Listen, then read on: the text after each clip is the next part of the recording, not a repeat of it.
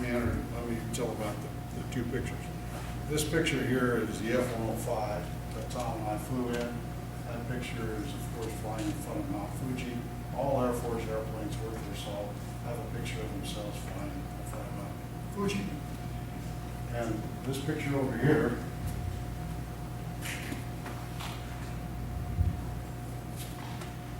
was our enemy. That's a group of good soldiers. They knew what they were doing. It was a dangerous job. And it was a very big debatable thing in the Air Force. I'm sorry. There's a very big debatable thing in the Air Force about whether we should suppress these guys so they weren't a threat to the strike force, or now it's called CAD, suppression of enemy air defenses, or DEAD, sometimes called dead, but that's to destruction of the enemy air forces and air defense forces. And Tom and I were firmly in the group who advocated the DEAD. As a matter of fact, our senior, well, Tom and I were in Southeast Asia, our senior commander in the theater referred to us as the Tom and Jerry fire and brimstone method of leadership. I want to say before I quit just a few stories I remember about Tom. We were both squadron commanders in the Philippines at the same time, and Tom sponsored a prop fight out of his outfit. Of course, that's just like we do here in East Texas, right? And so we,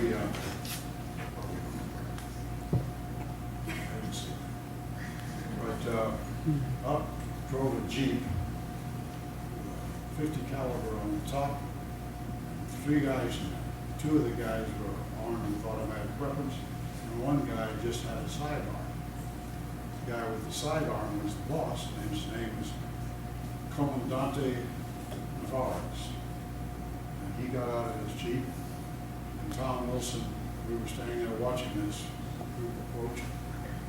Tom was standing right here, and he walked right over to the commandant, undid his holster, took his gun out, and said, "You can have it back when you leave." I can't imagine that. But that was pretty well typical of his courage and his ability to take control of the situation. It was the reason that Tom and I were so very successful. It's nice to go to war with your own intelligence officer, right? He was an intelligence collector, intelligence analyzer, and my intelligence director. Sometimes, for instance, when we were in a rest camp, one of our comrades was down in the jungle. I flew the airplane and watched for MiGs, and Tom organized the rest camp. I don't know how many people received high decorations for that kind of an effort.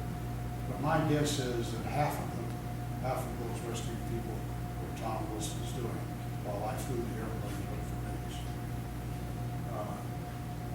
The only thing that we ever came to disagree on was Tom never found enough airplane to shoot down. I was a fighter pilot, that's what I was supposed to do.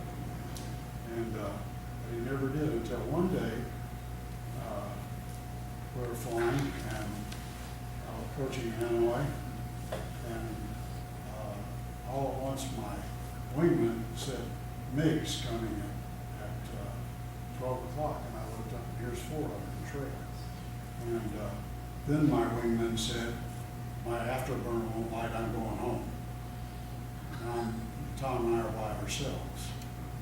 Well, this MiG turned in on us, and I noted that it was my only chance to get a MiG. And because this is late in our tour, I noted that it was this guy was coming and turning fast and coming faster than I expected the MiG-17 to do.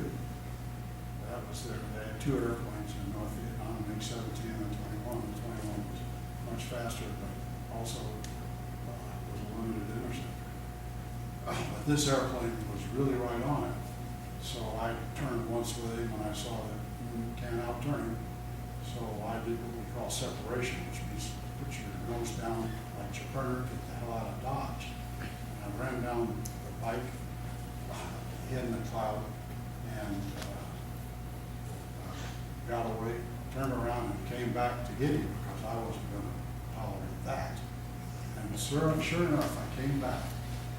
And as I came back and looking around for him, and I looked right down here.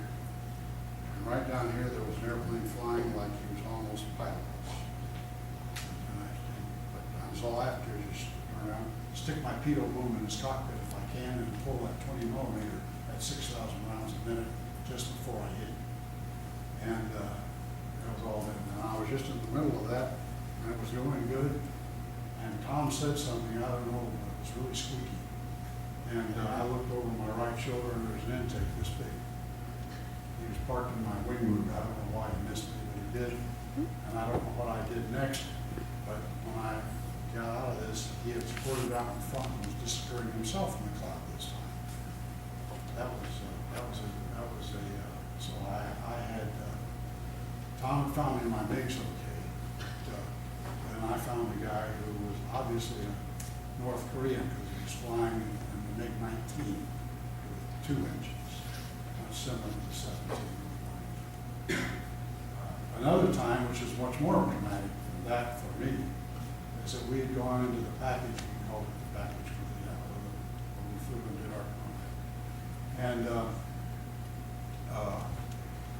I had been turned into a MiG, to a missile site, and went down, went to another one, and I just kept getting outsmarted and then almost stuffed because the guy, when I stopped, when I had to go, when I was just went by, fired at me from the rear, and I just didn't have any. I've been outsmarted so many times that I just kind of lost it. And then all at once one came up and he was right there with this gentleman's eyes, and he was coming at me very fast and very low. We later figured out, and a year later, the intelligence guys reported what Tom and I had previously reported on several occasions. He was directing the positioning of his fan-song antenna with optics, and that's why he could still keep the antenna low enough and still get enough return from us, the target, to guide his missile on him. That one really scared me, and I was shaking the stick, and as I shook the stick, this nose just did this. And I'd seen a lot of missiles. We dodged a total of 60-some between us over there. Now I'm really scared. I've been outsmarted and almost killed. And well, how close did he come? He went right under the airplane. They exploded and turned us on our back. We weighed 45,000 pounds at that time. And I turned over and somehow did not scrape my wingtip in the rice paddy, and headed in the wrong direction, not away from home, not to our target, which was now identified. You see, what we had to do is see him shoot. Tom had arranged it so I saw him shoot. He was right over there. But I was turning the other way because I had lost my nerve. And out of the back cockpit came a voice that said, with the very same tone that you would say, "You are a child molester." It's Tom Wilson, and he says to me, "Aren't you going to get him?"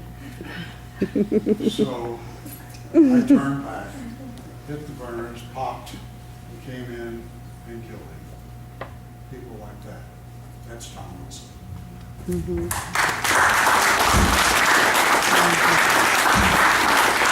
Mm-hmm.